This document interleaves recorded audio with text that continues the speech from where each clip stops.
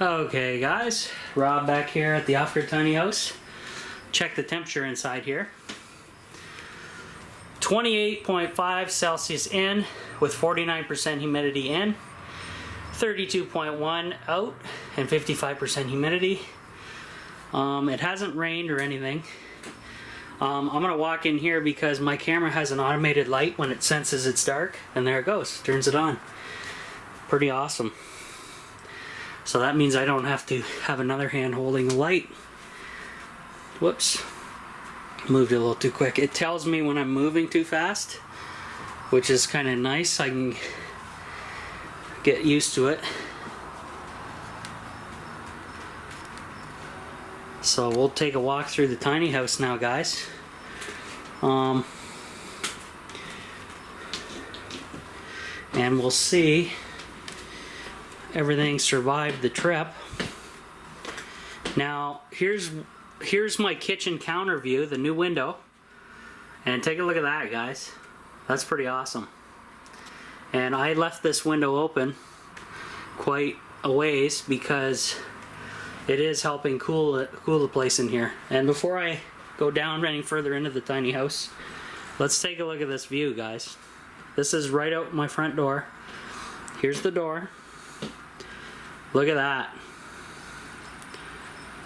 Isn't that awesome? Pretty neat. And we get a nice breeze that shoots in here every once in a while as it funnels. Okay, so we'll continue on. Tiny house. Everything survived. For my American viewers, it is 79 Fahrenheit in here, but 40% humidity, so it's not too bad. The light just kicked on the camera. This side is shaded heavily by the trees, so that's why the light kicked on. I can look out the window here, guys. You can see this. The trees I pointed out to you are right here at the window, basically. But if I get on a ladder and do a little choppy chop and get rid of that branch that's kind of hanging over the roof, that'll solve all issues with trees blocking any potential solar power. So that's going to be neat. I have a CFM detector, which I do want to use on the fireplace. Now I'm not going to fire this up in 80-degree weather. I'm going to wait till the fall. Before I put the new fans in to replace the existing fan in here, as you can see on the ride, some of the decorative pieces have bounced off, but I can easily open the glass and just put them back up.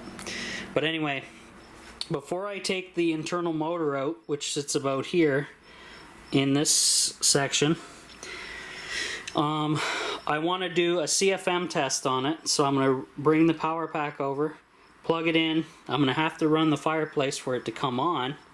I'm going to crank it to the max, and I'm going to see exactly how many CFMs this blows out of here.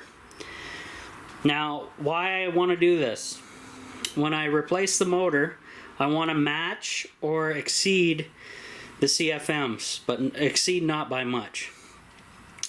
So as long as I hit that same level or increase it by 10-15%, I will be in good shape.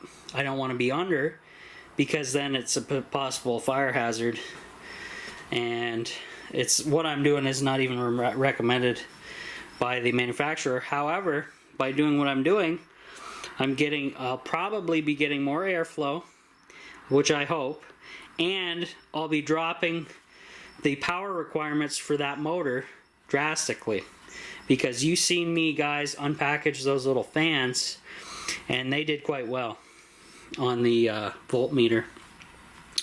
So the tiny house in beautiful 1080p with good audio finally, and yeah, things are gonna get interesting.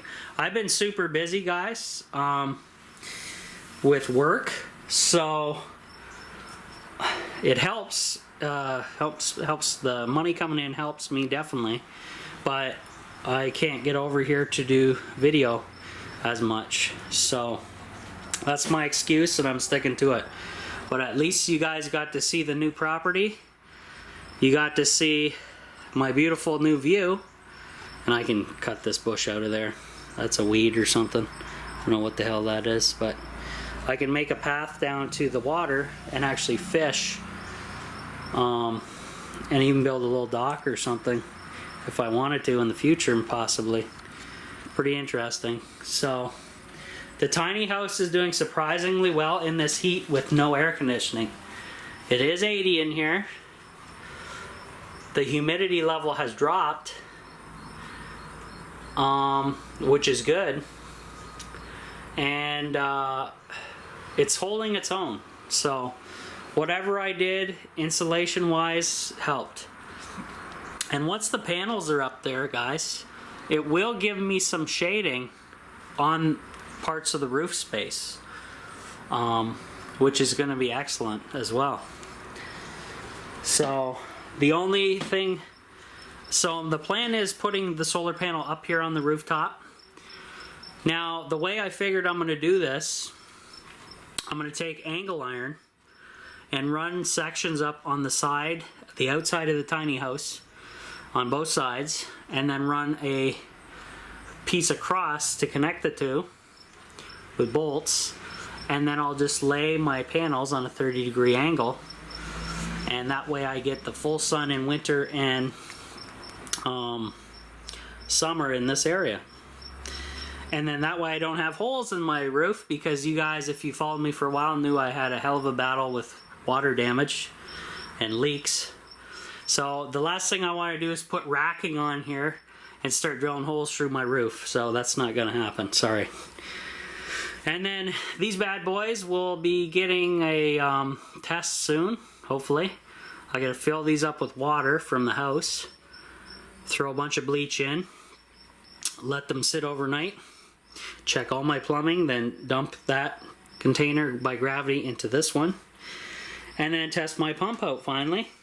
12 volt off the power pack. I got to get a piece of PEX though to run that up to the top of this one, and that way it cleans these tanks out, okay, and it fills them, and that checks all my plumbing, checks the pump, and then I'm gonna, once this one's filled and holds for 24 hours, and I know it's okay, pump it back up into the top tank, and then I'm gonna release it through my plumbing, gravity feed plumbing, to the tiny house sinks.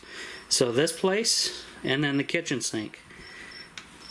And then we'll see exactly how much pressure I have gravity feed. I'm sure I'm going to have a lot, because if you look, I'm going from quite a large size down to 1/2 inch. This is like 1 inch or 2 inch. And it goes into here, and it's going to hit this. This is going to be closed, like so.